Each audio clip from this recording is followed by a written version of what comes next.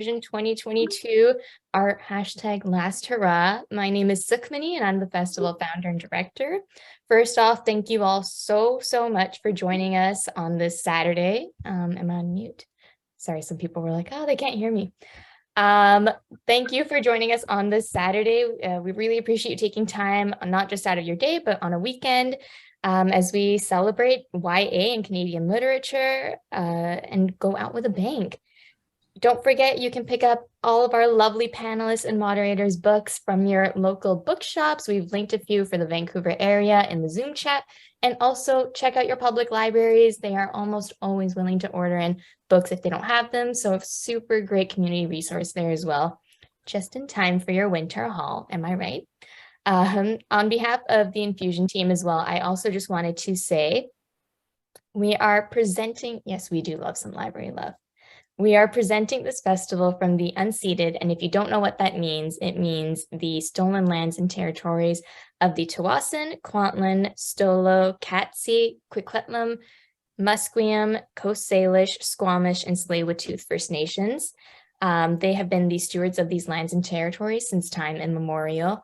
We offer them our deepest thank you and respect for allowing us to gather here today, and we offer our deepest respects for elders who have passed and those who are still with us today. Reconciliation, though, doesn't just start and end with what I just said. It's a practice that we are wanting to put into our personal lives all the time. Sorry, I lost my train of thought. Something we need to put into practice every day. And, you know, this can start with implementing calls to action from the TRC, as well as missing and murdered Indigenous women and Two-Spirit reports, and a lot of other things, such as economic reconciliation, as you'll see through our links that we'll be sharing shortly. Because, you know, this doesn't just start at a government level, it's also on us as settlers on these stolen lands to put this into practice. We would also like to bring to attention colonial policies and modern day colonization. You're also going to see a lot of this through the links that we're sharing. So I really hope you take a moment just to open, check them out, and share support in any capacity that you're able to. One last thing before I go on mute and peacefully peace out. We have a zero tolerance policy for hate of any kind, and anyone who invokes and or participates in this, you will be promptly flagged and banned. We are all here to nurture a safe space and to have fun. So let's go for that. Without further ado, I'm going to pass the mic to Eileen. Again, you can check out all of our lovely authors on Infusion. All their bios and beautiful pieces of works are on there as well. So don't forget to check that out. We'll link the website there for you as well. Eileen, a wait for you. Thank you all so much, and we hope you enjoy. Thank you so much. Thanks for having us. I know this is a group of authors that is ready, after we had that lovely talk about peace and reconciliation, is ready to throw down and do some battle. So we are going to have some discussions. And one of the things I love about book, oh, I like you working out. I like that, Rebecca. She's stretching. You don't want to pull anything. One of the things that I love about books is that there is time and space for all different voices in books. And there often is not a right answer or a wrong answer. There's simply an answer. But having said that, I can guarantee you everybody has an opinion. So as just a warm up for us to sort of talk, I'm curious for people, has anyone on the panel ever peeked at the end of the book before you finished it? And is it okay to sneak a peek at the end, or is that forbidden? I saw Tash go, she had a thought on this. I saw it instantly. They, not she. I don't, but I fully support that if that's the way that you like to approach a book. I feel like whatever you like to enjoy in your novel is totally appropriate. But personally, sometimes I read the acknowledgements before I read the book, but I would never read like the actual end of the story. Like I won't even look at the last page because I'm a speed reader. So if I need to look, I have to like, otherwise I'm like, oh no, I read a line by accident. Now it's in my brain. Anyone else? Anyone a sneak peeker? I will definitely look at the end if, especially if it is a blonde love interest. I need to know if they're the actual love interest or if they're dead or something. I will definitely sneak to the end to confirm that. No. Sneak peekers? Oh, no. That was sorry. absolutely forbidden? What do you think? For me, if I look into it, if I'm really invested in the book, I will look at the end, because if it does not end the way I want to end, I'm going to have a lot of feelings, and I want to be prepared for these feelings. Otherwise, I'm going to be very, very sad. I'm with Nafisa there. If I'm really invested in a story and it's getting tense and there's a lot of conflict and I'm worried about the characters, I might sneak a peek at the end. Yeah.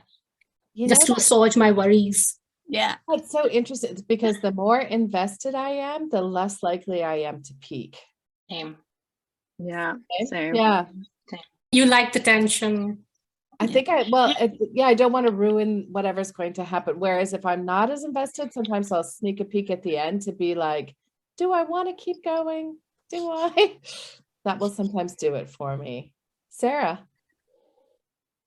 Yeah, for me, I don't do that. I don't do it because I just feel like if I go to the end or somewhere close to the end, I'll have no longer any context as to what's going on. So I'll just be completely confused.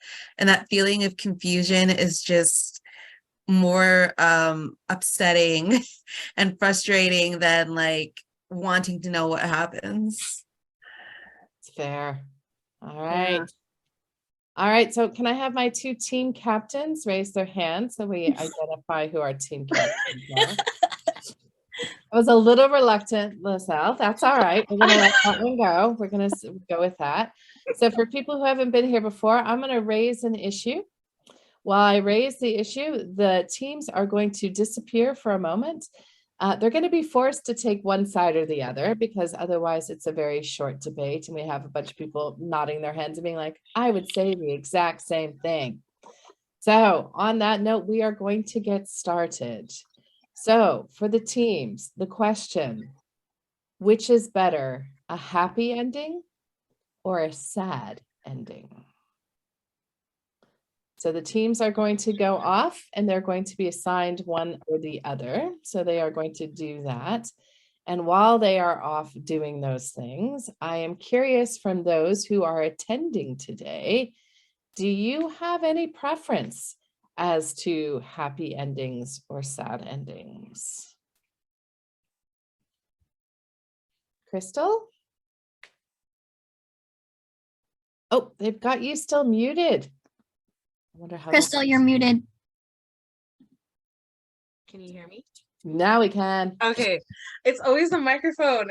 There's so many options. I know. No, but I think I would prefer a sad ending just because I think I love the emotions. I love the cliffhanger. I like that feeling of like, what do I do with my life after you're done with the entire story? You kind of sit there and you're like, that was a lot of emotion. You want to be destroyed? You want to be emotionally destroyed? I love it. I love the emotion. I love the pain. Like, you know, the pain, you feel the pain. I think when it's a happy ending, it's kind of anticlimactic because you're like, okay, I knew that. Like, you know, like I knew it was gonna happen. So yeah. Lord. You know, it's interesting because they often tell us as writers that there's one preferred over another. Sarah. I think we got joined before we like heard all of the instructions. So like I was sent back to get like an understanding of what we're doing in the blue team. So are we like sad? Are we deciding sad ending or happy ending? I thought they were going to assign it to you, but they apparently have not. So I'm going to officially assign you. You're the blue team? Yeah. I think blue should go for sad, don't you think? Blue is going to be sad. Okay. You're going to pick a representative. Okay. There we go. Thank you, Infusion. So they just stuck that in there. So blue, you're going to argue why sad is the right way to go. Okay. All right.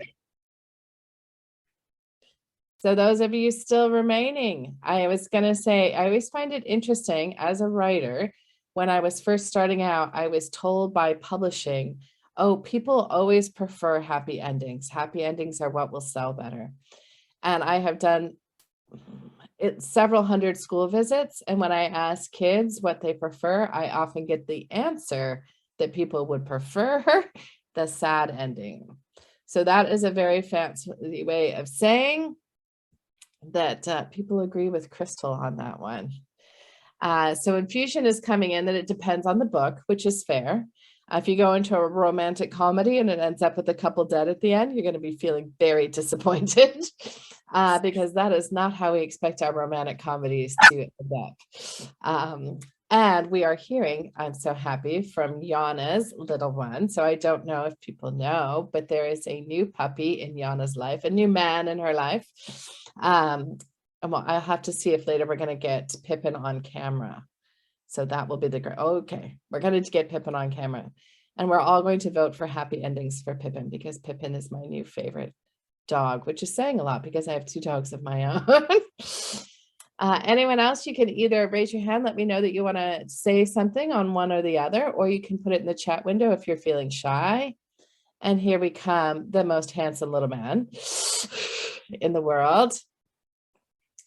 Tanya, team happy ending all the way. Why does that not surprise me for you? I am not surprised at all. And if you haven't read Tanya's book, speaking of happy endings, I'm going to put a call out for that because they're some of my favorite endings and some of my favorite books. So I might be a little bit biased, but that's true. A little love right back at you. So anyone else here? They're going to have only 30 more seconds and then they're going to come back. So what is people's predictions? Who do you think is going to win the debate? Team Blue or Team Red? I think Team Red might win. Now, is that because you're wearing red and you're feeling sort of on their side? Like, I don't know if this was your way of declaring team colors ahead of time or not. Maybe. Well, I'm also prepared for our panel later, our Cupid panel. So fair enough. It'll be good. So it'll be interesting. So Sabrina's going in that she also thinks it depends on the situation. I do think that's an interesting point. Sabrina's saying that sometimes it's a little bit more refreshing because it feels more realistic. And I think that's a really good point in terms of sometimes there's an ending that feels just a little too happy. Do you know what I mean? Like, oh, we've just went through the zombie apocalypse and everyone you know and love has been eaten. And yet you still are like, but gosh darn it all, the sun came out today. Like, where you just like, I'm not buying that. I am not buying that at all.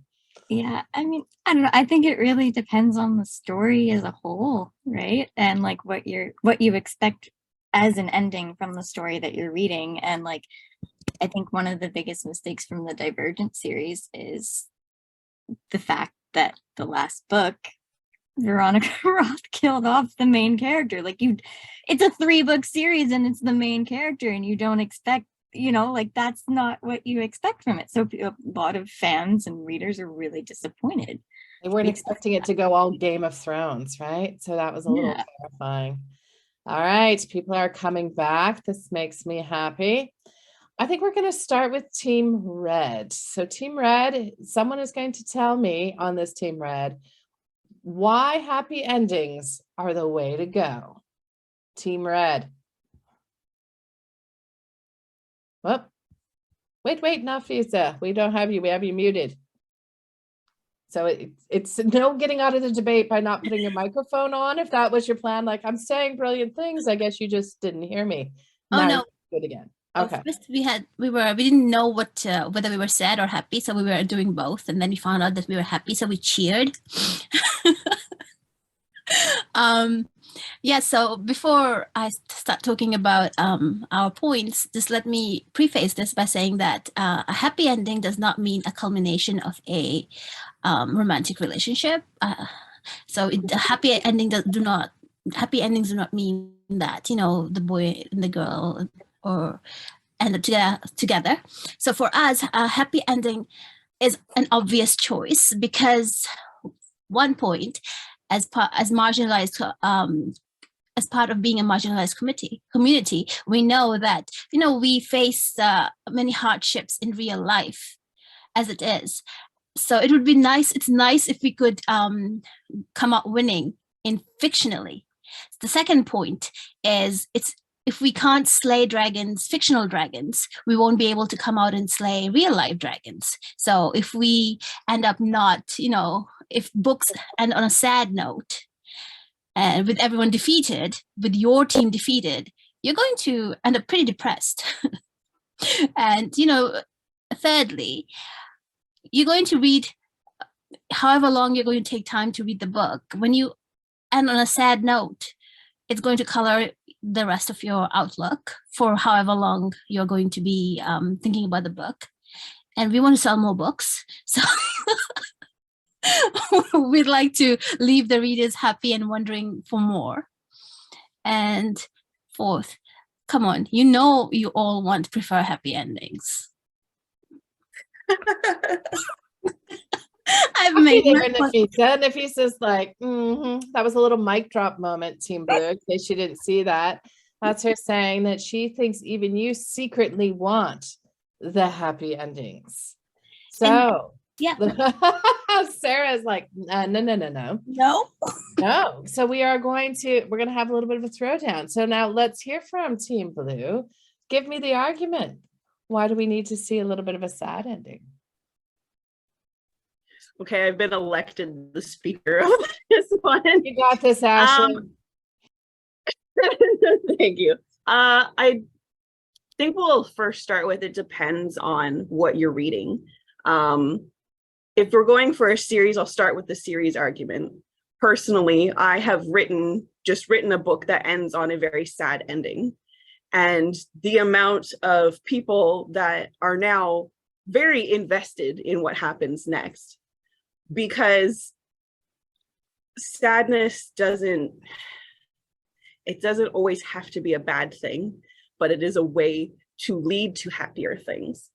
So with a series, with the middle series, it is a way of keeping your interest in things. If it's a standalone, it really depends on very dependent on your state of mind.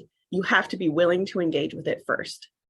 Once you are in the right headspace to engage with sadness, it is a really good way of helping you work through your own personal experiences with these things.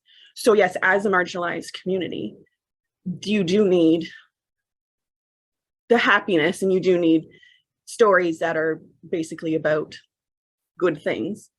But when you are ready to engage with it, the sad is very important too, because it's important to see that represented and to feel the connection that someone else has experienced this as well, and you aren't alone.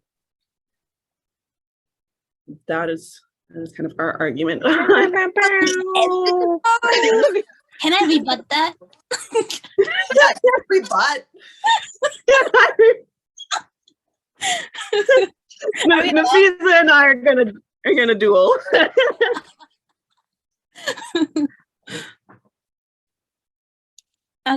You are muted.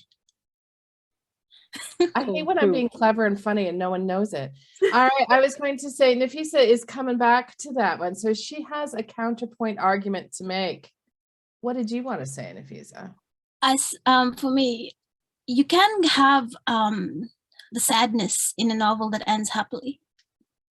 You can go through that ride and then be really, really sad and then come up and you go through the journey and then you end on a note, end happily. So it doesn't mean that a book that ends happily is not sad. So the representation is there.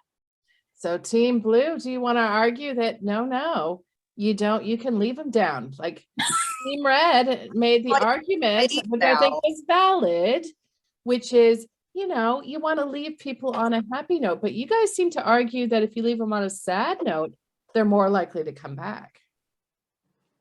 Can I rebuttal? Ashley's like, I'm not letting this go. All right. On the flip side, just because something ends sadly doesn't mean it doesn't end with hope either. I'm going to use what we talked about very briefly in our little breakaway room. Like movies or books, but particularly like Pay It Forward. That was a very sad movie, the little boy died in the end, he did all those great things. People love that movie. It still ends on hope, but I would argue that that is ultimately a sad ending. So you don't necessarily need to end with like brutal murder and everything's destroyed and nothing's hopeful anymore. It can still be sad, but you're still left with something good. Brutal murder. It's a bit sad. It's a bit sad. All downer. So I am going to put a call out. I love watching the team members. So I love every time Ashley makes a point, Sarah's like, like she's got her back 100%. Kind of like that that's happening. Team Red, you're going to have to cheer each other on a little bit more. I want to see some visual things. All right. Are there any last thoughts on sad or not sad? I think we're united that we've just moved off sad and happy into hope or not hope, which is a different thing entirely. And everybody agrees that as long as the ending has a sense of hope, then it works out. Way to bring us all together, Tash, and make it a happy thing. How much do I love that? So, and you guys will find that the readers were coming along and the readers were kind of splitting. So there were people who definitely came in for team sad, strong, and early. Other people who said it totally depended on the book. So there is a poll that is up. So you get to have a decision in terms of which one that you want to go for. And yes, we are forcing you to choose. You can't say like, oh no, I want to pick one or the other. And I know all the panelists are now voting for themselves. I know that you're doing that. That's cheating, but I'm going to let it happen. Because that's the way we roll around here. Not cheating, it's the obvious use of our power in this circumstance. It's believing in ourselves and what we see. And our teammates. Although we are one person down, so. You're gonna just bail on our teammate, So like, piteous. oh, you really messed that one up, Nafiza. I'm not voting for you. I believe in happy endings, so I'm voting for my team.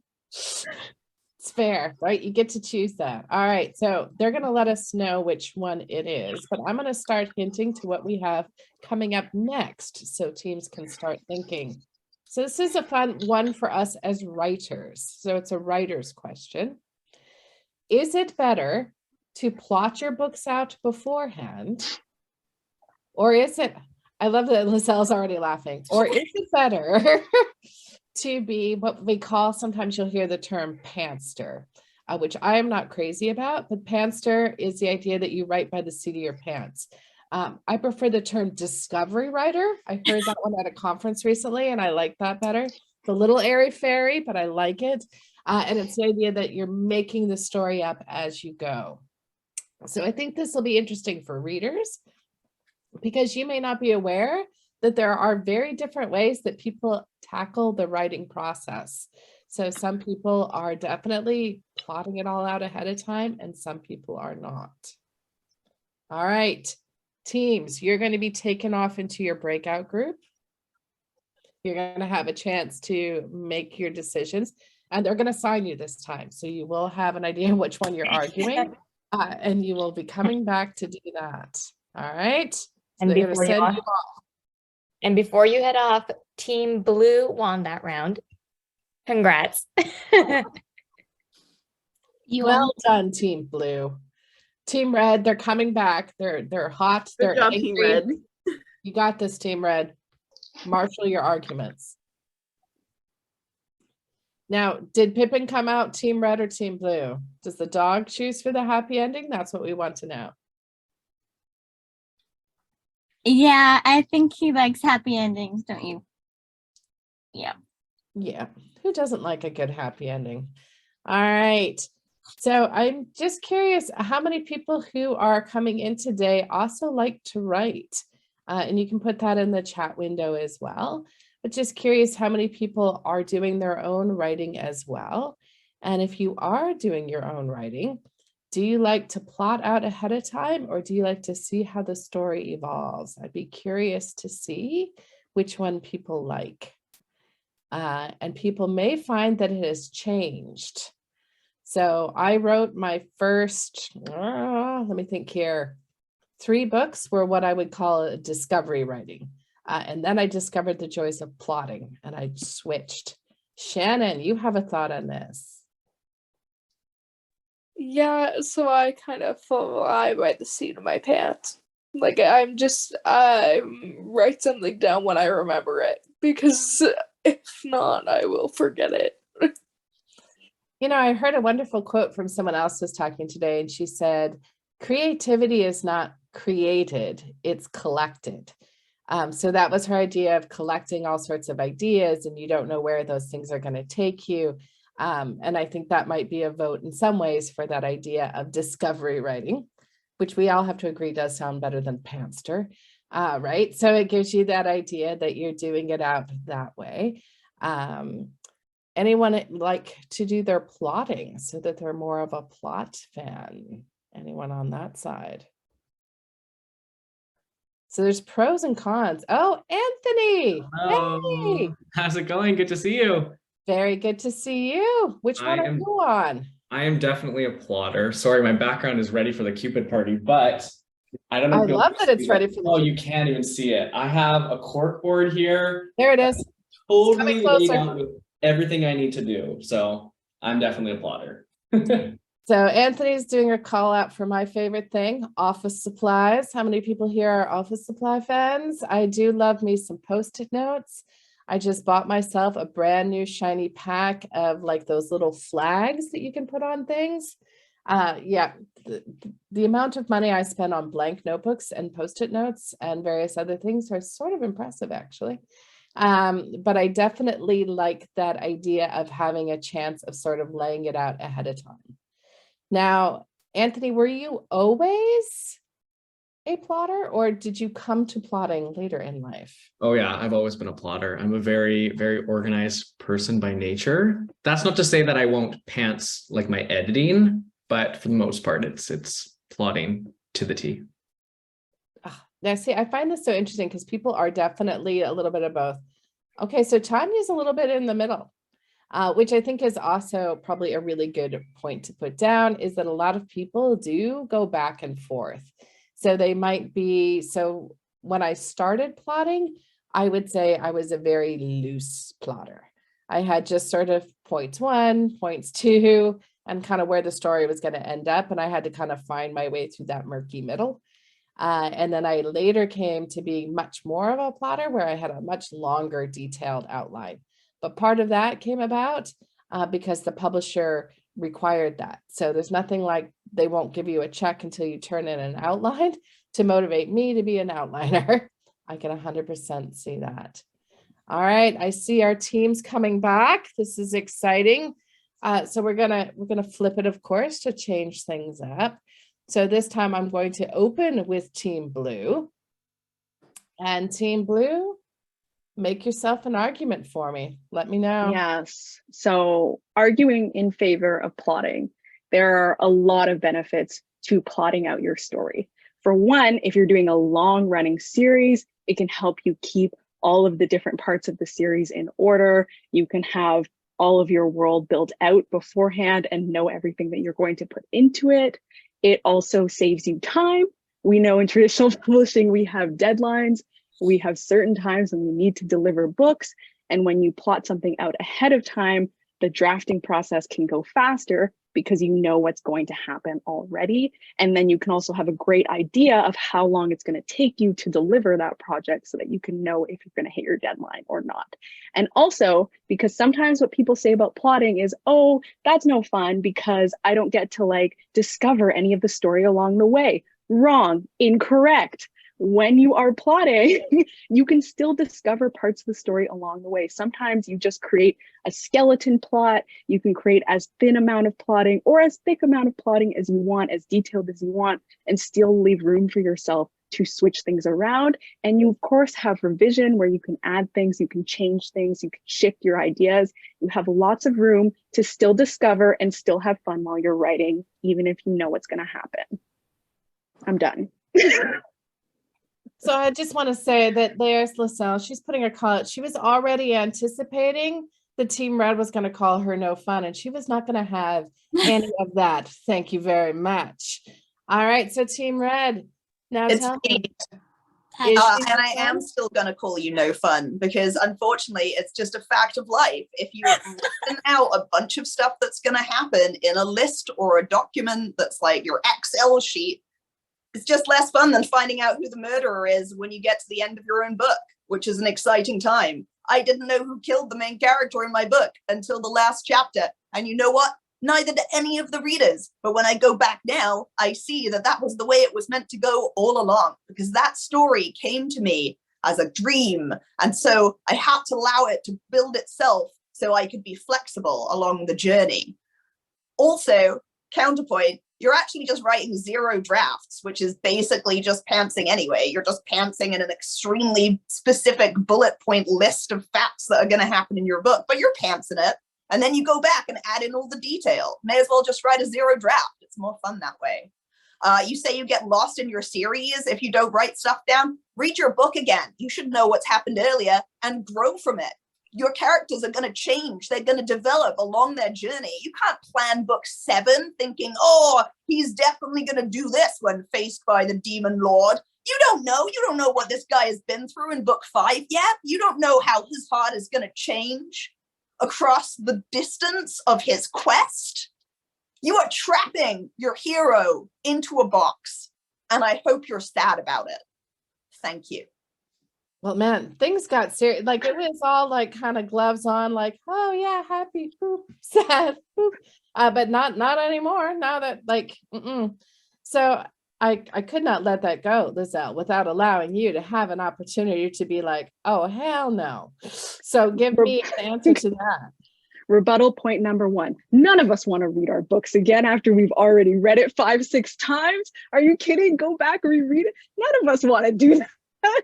When you plan it out, you already know. You can look back at your plan, and it is different from a 0 draft, because a 0 draft implies drafting. Drafting implies writing full sentences. No, I am not doing that. It does. Drafting implies some sort of story creation in full sentences with connecting motes, and that's not necessarily what is happening in plotting. Second, when you do Excel sheets or you use programs like Plotter, you can use fun, color-coded organizational tools, and for some of us, that's very fun. That is the most fun we've had all day. Color coding all of our characters, putting in our little character like sheets and their pictures and stuff.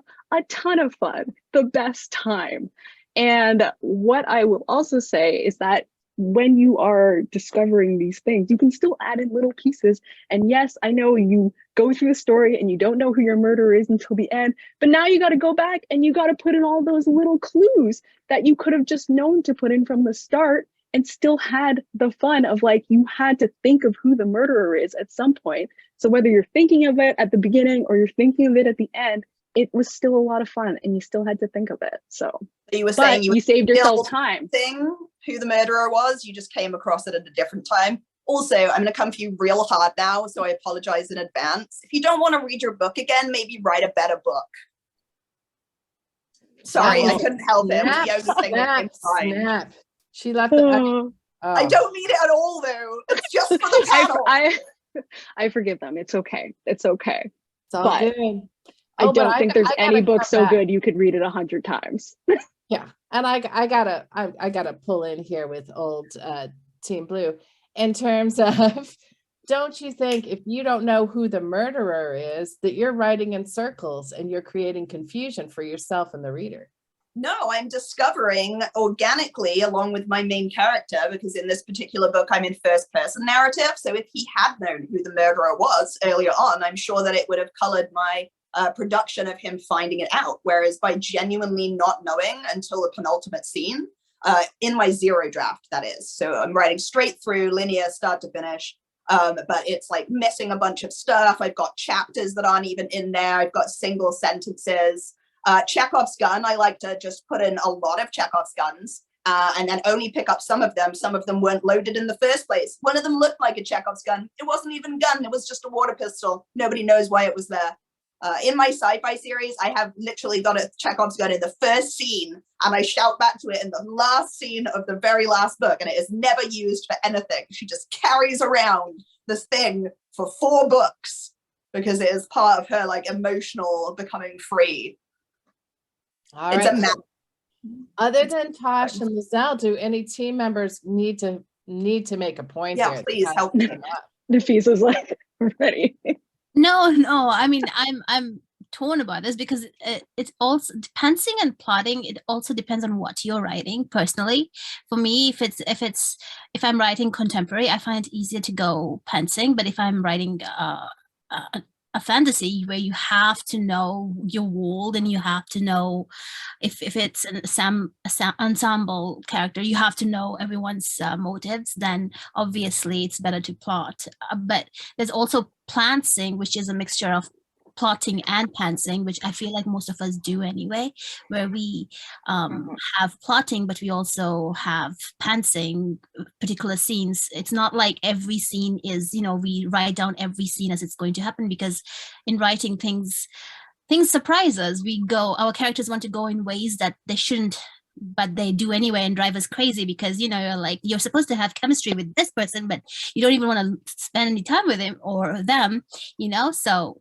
organically, it's just better to pants. She's not going to let that go. She's not going to let it go. I do think that's really interesting in terms of, I think people do change and evolve as writers in terms of what works for them.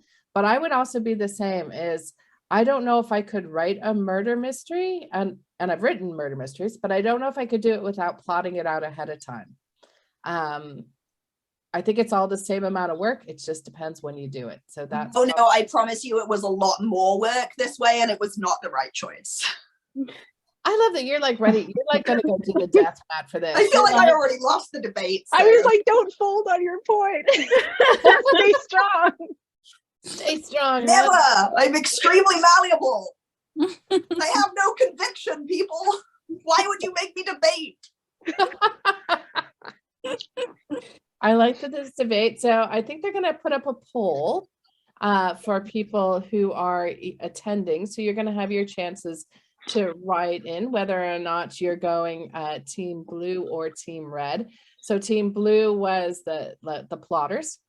Let's give it to them. And then team red are the pansters. So they have definitely some viewpoints on that. Did you just say let's give it to them? Like maybe, you get a pity my win. Pro plotting is coming Pity out win.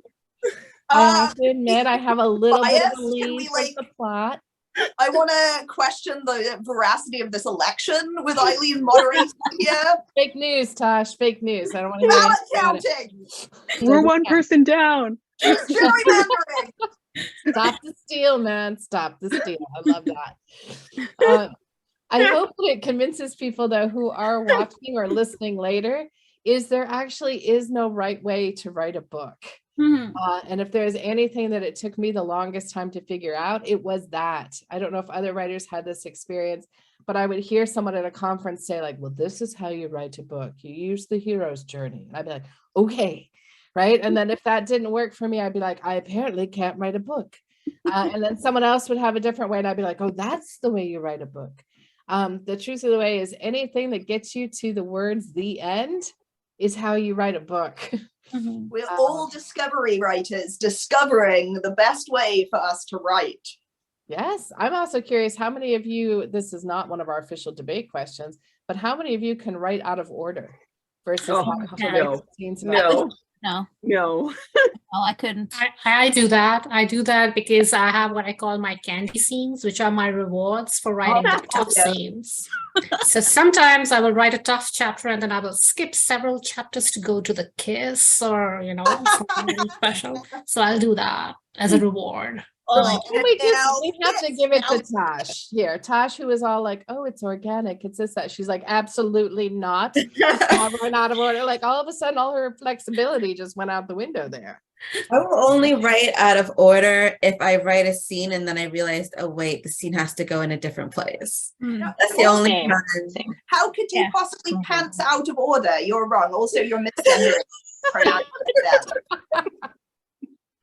It's part of the process. Yeah, but when your pants, if you have an outline, totally you can write out of order because you know what's going to happen in various places. But if I try and write out of order on something that I'm pantsing, which has to be linear because things have to happen before other things happen, otherwise I don't know what's going to happen. So I misinterpreted my stance there. And I apologize to you sincerely. And I will be interested to hear when we get our results back. I don't know if we have a results. They're back. poll. Yes, All they right. are. And- I'm kind of scared to actually say this. Team Blue won. Yeah, but we all knew they would. Tash, like, you did a very good job. Yeah, I have to give you full kudos that you were on fire with that. Thank you. As someone who is definitely a pantser by nature, I know that outlining is in fact better because it does stop you from writing yourself into horrible corners all of the time. So I do, yeah, like Nafiza said, I force myself to do like a little bit of outlining work. This book that I didn't outline with the murderer at all is just the worst. I've been complaining all day about having to redo one of the timelines because I have no notes or like a structure of what has happened at any point. And now I have no idea what was in this version of the book and what was in previous ones. So I've really played myself here with a lack of outline. But it's different people, right? Like Tash, like they might have not even written a book at all if forced to do the plotting thing. If I've outlined it, then I already know everything that happened, so I'm bored.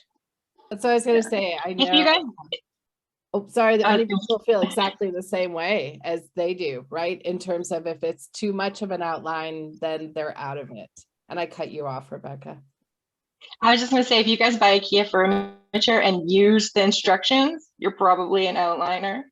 And if you just free will it, try to put it together on your own, then you're definitely a pantser. Not sure what it says for those of us who are visually, spatially impaired and can't read the directions even when we try.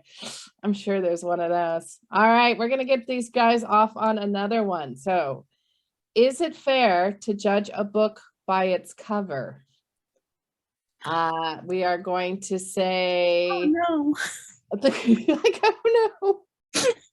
So they are going to send you guys off. You're going to have to make an argument, one side or the other. If it's all right to judge a book by its cover, yay or nay? And while those guys are off, I'm going to ask those people still in the room, how many people do judge books by the cover? If anyone's willing to admit they do or they don't. I think that I am 100% guilty of buying books specifically on the cover.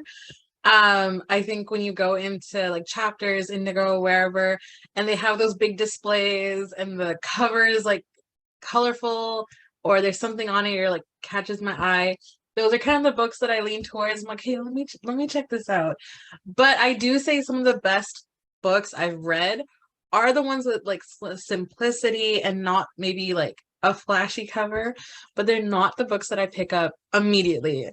I think those ones are like more of the flashy covers and more of the fun covers, but that's just me personally. Oh, I don't think it's just you personally. Let's see what Shannon has to say.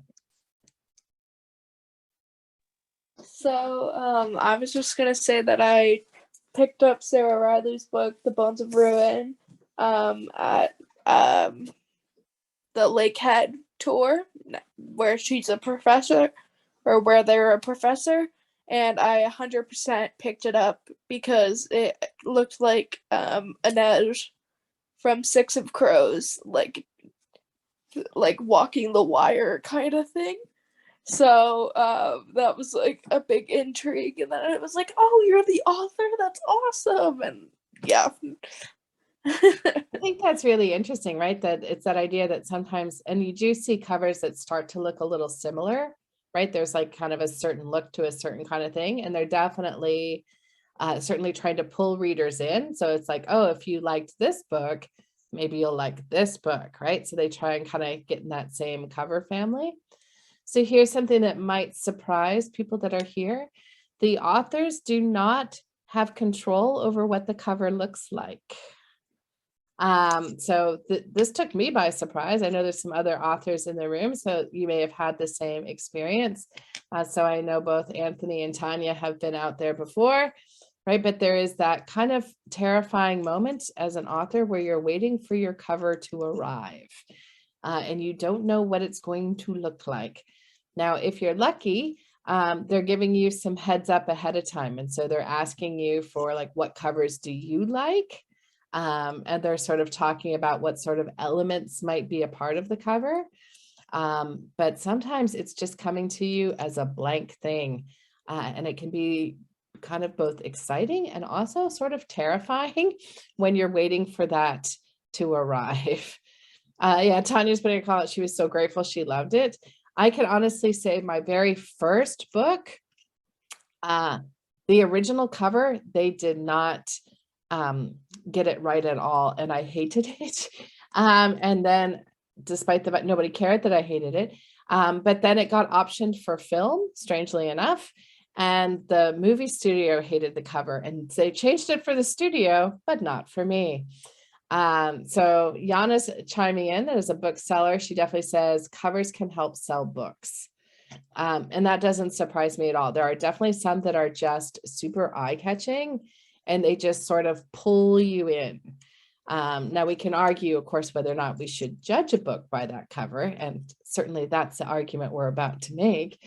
But it'll be interesting to see which way that goes. So for people coming back in, we had the discussion, of course, that a lot of people may not know that authors don't necessarily get to choose their covers. So we thought that was important for people to know that the author may not be in charge of that. But we definitely had some differing views. So there was no even necessarily agreement among the people attending. So we'll see if there is agreement once we have your arguments. So let's see, I think we should start with Team Red again. Team Red, tell me your perspective. Hi, well, while we stand cover designers, we give them lots of love. It's not actually what's the heart of the book. The heart of the book isn't between the cover. Just like us as individuals don't want to be judged by how we look. That's just a result of beauty culture, which is the result of white supremacy. We want to have the substance of who we are, just the same with the author's intention was the words of the book. And as Eileen said, we don't often get to choose. And actually, show of hands, how many authors on this panel have a cover they don't like?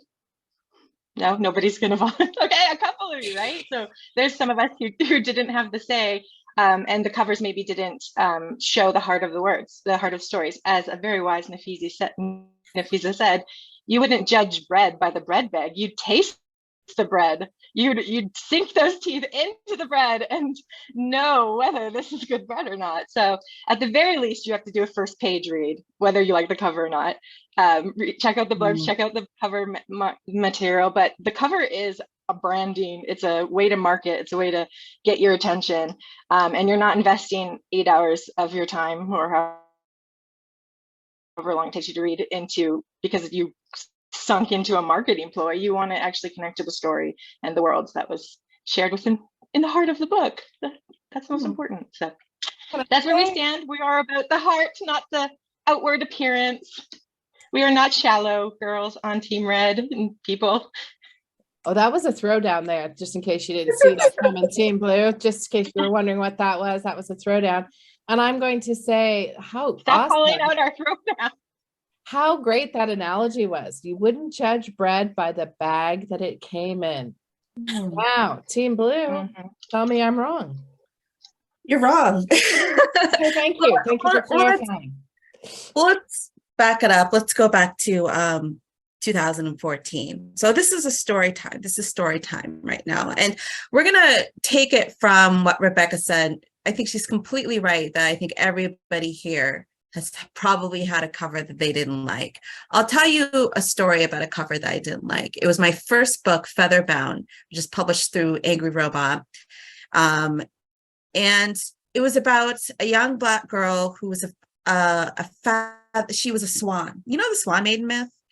And it had to do with, women losing their agency, all kinds of, like human trafficking and other things that I think is especially important when it comes to a young Black woman growing up.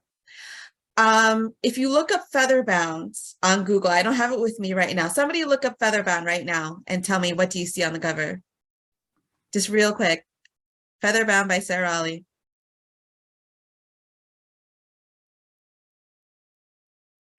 This is a community effort. Do you see it? Raise your hand if you see it. Raise your hand. Okay. Okay. Yeah. It was a very, very beautiful white girl on the cover.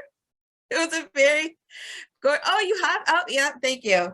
It's a very gorgeous white girl in a gorgeous dress, because in that time, that was what was, oh, thank you, Crystal. Thank you, Crystal. That's not my main character. And yet that's the character that they put. So, you know, you talk about the heart of the book. That cover did not represent the heart of the book, right? And the important thing is we are in a different era now. We are in an era where when I write about Black girls, that Black girl is right there on a cover. Take a look at my covers. Here's the cover for The Bones of Ruin. Here's the cover for A Song of Froth, which is coming out April. Thank you, Shannon. April 18th. Liselle, show us your beautiful cover right now. Delicious Monsters, you've got to buy it. I mean, for a young Black writer to enter an era where our covers do represent our hearts. They represent the heart of our books. They represent our hearts. It is a dream that I never could have imagined this back in, you know, the mid 2010s or early 2010s, post Twilight. And remember, we're living in the digital era as well. So TikTok, Instagram, these book covers are the ones that are going, you know, they're being put on Instagram reels, they're going viral on TikTok. And for a lot of us marginalized writers, this is how we're getting the word out for our stories. Because unfortunately, you know, people do love a pretty cover. They will stop and stare and see like, ooh, what's that about? And if you're a marginalized writer and you're not getting a lot of, you know, marketing support, you know, there's not a lot of marketing support to go around in the publishing industry. Sometimes just having that strong cover that will make a person stop, you know, stop scrolling and taking a look at like, what's that book? Or, you know, even in a bookstore, they go to Indigo, they go to Chapters, and that book with a beautiful Black girl on the cover, you know, or a beautiful Asian girl, just right there on the cover that we never would have seen growing up. That will stop somebody in their tracks. And we need that. We need that representation. You know, we need that marketing support. And it's just pretty, guys. Look at this. Look at it. I love this. Okay. Thank you, Shannon. Shannon talked about how she picked up your book initially because the cover reminded, I can't remember, Shannon, was it Smoke and Bones? No, what a book. I'm blanking on the book, but Shannon said it reminded her of another book. And that was what pulled her in. But I'm curious, as a follow-up question, Sarah, when you saw the cover to Featherbound, did you have like, was there any discussion at all? Like, was there a chance of like, hey, might not have read the book, cover designer, FYI, she's Black. Right. You know, it was really kind of sad for me because I was at the very beginning of my career. And honestly, I was scared to speak up. I was really scared to speak up. I didn't want to ruffle any feathers. You know, it all has to do with positions of power. And when you're kind of in the lower rung of the position of power and you're just starting out in the industry, you don't want to ruffle any feathers, you don't want to destroy any, you know, connections or burn any bridges. Even if you kind of are like, you know, bringing it up to your agent, there's just only so much that you can do. The cover's already done. So that was just like, it's the story that I tell. And I mentioned, you know, this is what happened at the beginning of my career, but now, oops. Okay. Yeah, and I rebut. I want to rebut too. You go first, Nafiza. Okay. So with all due respect, what you're talking about is marketing. That is very different from what we talked about, which is judging the entire book, what's contained within the covers, just by the cover alone. So I agree with what you said, and I think it's very empowering to see people of color on the covers of books that, you know, historically haven't showed them. However, there is a point that you cannot judge the entire book that you wrote and you want people to like by the cover itself. The cover has nothing to do with you. It reflects your book, but it had nothing to do with you. It was created by the creator, the marketer. So I still think that you just proved our point that marketing, it's all about marketing. We have been writing books with people of color for a long while. It's just that the covers didn't reflect that. Ashley has a point here. Ashley's like not going to let that go. I did, and then I immediately forgot. I'm sorry. Well, but I was so emotionally invested in that you were like, hang on. I was emotionally invested in that.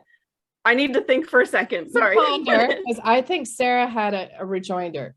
Well, I remember, Ashley, how you mentioned as well, like there was a cover that, like, I think your second book that you didn't like and actually cost you sales.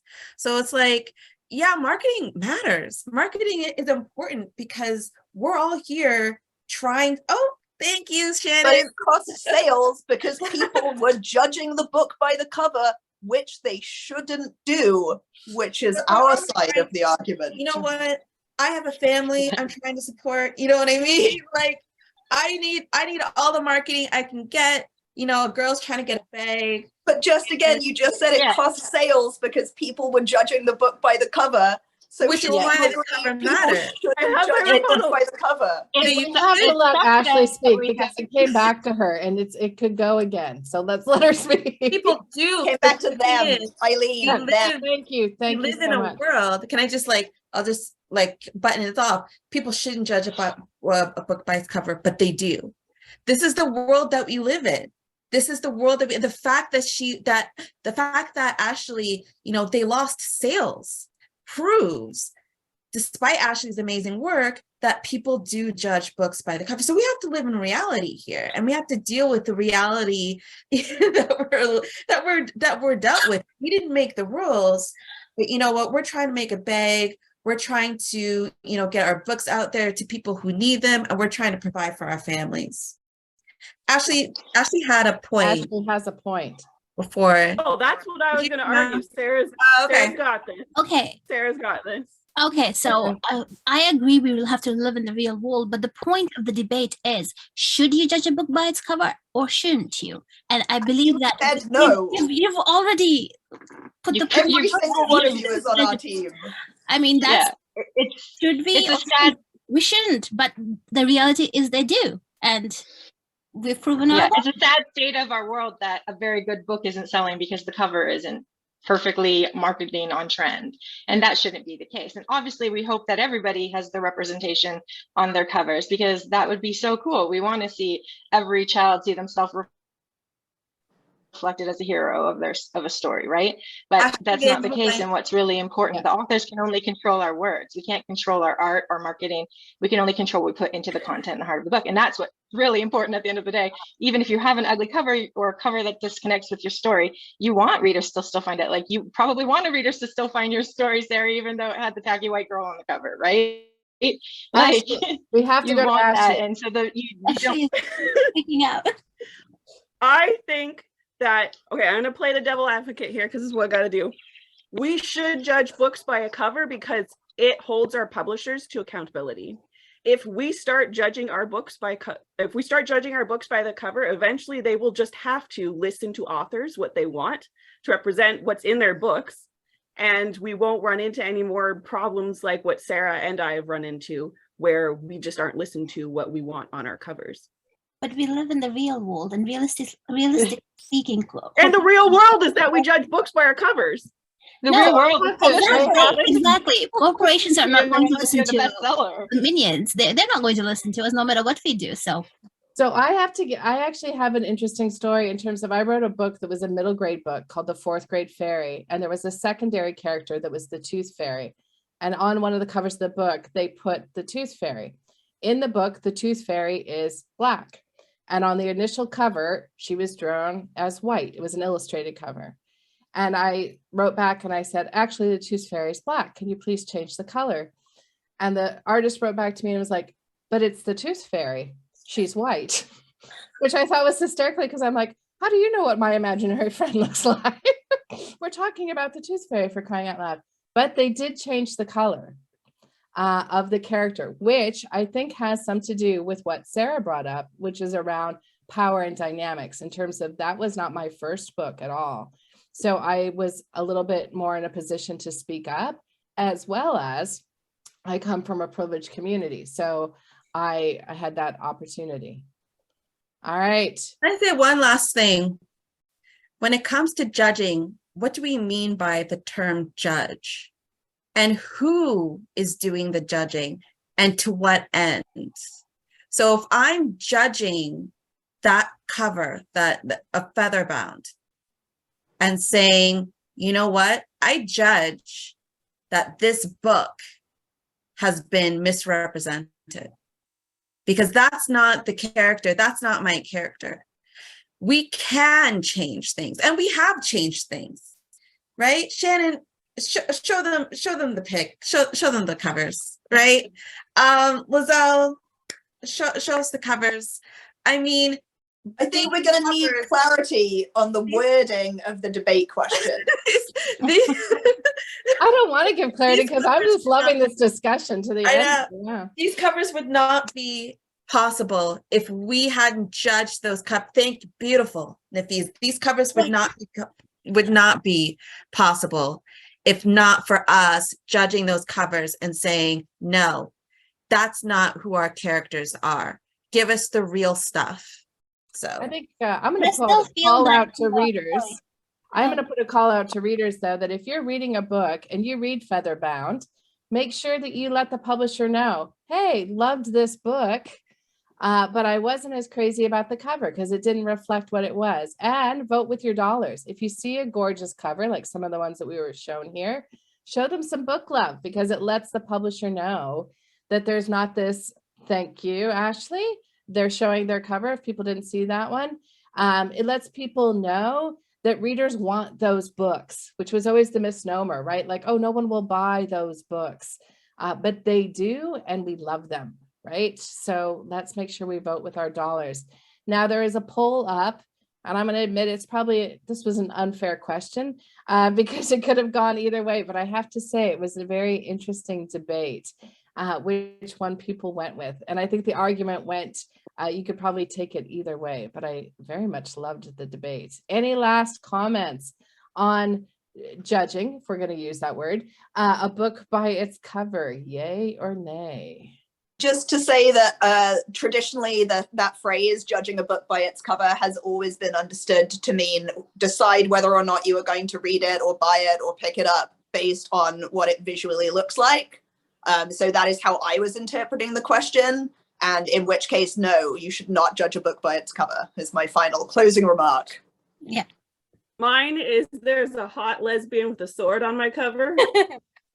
Absolutely judge that. Okay, interesting, actually. Hot lesbian with a sword. I was thinking about this. Sorry, can you hold it up? I couldn't see it. So what about the cover? Seen in the street. What about the cover says hot lesbian with a sword?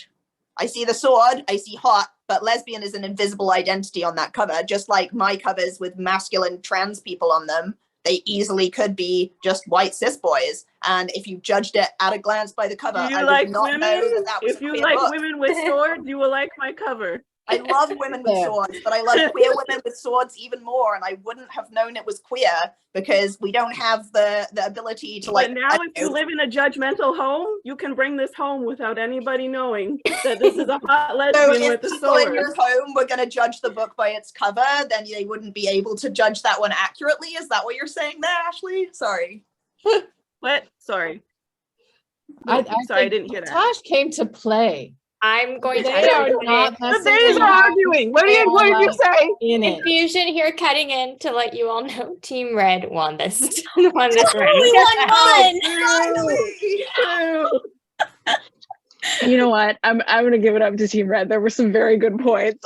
There were some very. You know what? No, I was doing the same thing. Really, we want to see good rep. Good. I was covers, still but- stinging from this one comment a reader left to me. The best thing about this book was the cover, and I was like, "You dare!" I'm actually yes, Team Red we on can this. agree. Oh, sorry, Ashley. No, I just said I am actually with Team Red on this. I'm just trying to throw down. Oh, you fought so well. It was a really good battle. And Sarah, like, I am Smoke was coming Sarah out of was his mouth. obfuscating, Sarah did the well. entire argument. I almost why flipped, we and then have this Nafiza pointed debate. out that in fact you were on our team. I will just throw this in there as a former bookseller. Book covers sell books. I'm just saying. Because people do do. judge them, but they shouldn't. Yeah. They should. Yeah. That was the think thing that shouldn't, got but me. they do. Yeah. I think that we have some, that is the perfect question to end on, because it was the most amount of fun with the debate and discussion. And I'm going to say that if I could, I would be team purple on this question, because I thought both sides made some really good arguments for what it is. I'm going to put some love out there that we're loving, that we're seeing some diverse covers and that readers are buying them. And so please do that. If you are a reader and you love a book, please consider flashing it on social media, because people remember covers. Sometimes they forget titles and author names. So if they see, thank you, come on, authors, hold those books up, right? Make And us if you like proud. a book that has an ugly cover, just say good things about the writing of the book. Yes. Yes. Yes, promote it 100%. heavily. We want to Covers make can be sure that redone. readers find these books, right? So if you love a book, you flash it, you flash that cover. If it's got a terrible cover, you tell people, like, don't look at the cover, just know you've got it. Yeah. Big call out for Shannon, who here, as I can tell, has every book that we've mentioned, which I love. And she's also got the fast hand. She's throwing them up. Hey, thanks for throwing Tanya's book up there, one of my favorites. I have a bias, I'll admit, because I read that one when it was just barely a baby book draft. So it was so nice to see it come out in the world. All right, I want to thank everyone before I'm going to pass it back to Infusion. So it's my first time moderating. So I apologize because I had some wrong pronouns in there, but it's because I was going too fast, but that is on me. So I want to thank everybody on both teams. You guys were amazing. And you guys throw down really well. All right, Infusion, take us what we need to know. Oh my goodness. Actually, let me bring my back to self view. Wow. What? I'm kind of speechless after that. I was expecting it to be good. We all were, but that was wild. Thank you so much to Eileen. You were such an incredible moderator. You said it did get scary in there, actually. Slightly afraid to give results at one point. But no, you all literally bought the fire, bought the passion. Eileen, we cannot thank you enough. You've literally been with us since day one, actually. I was just telling Rob that in our last panel as well. So thank you for being with us this far. Nafiza, you as well, Rebecca, Tash, so many people who are returning. And from last year as well, we have Liselle, Sarah, actually, Sarah's been with us since 2020. Oh my goodness, Rati joining us just this year. We cannot thank you all enough for everything today. This was such an incredible panel. I think folks who will be viewing this later or who joined us right now probably had the time of their lives. For those of you who are staying with us, our next panel starts at 2. We have a lot of fun discussions coming up. It's also our final panel of the day and forever, quotation marks. So we hope to see you there, but thank you all so much. For those who aren't joining us any further, we hope you have a beautiful Saturday ahead. Thank you. Thank you. Thank you. Bye.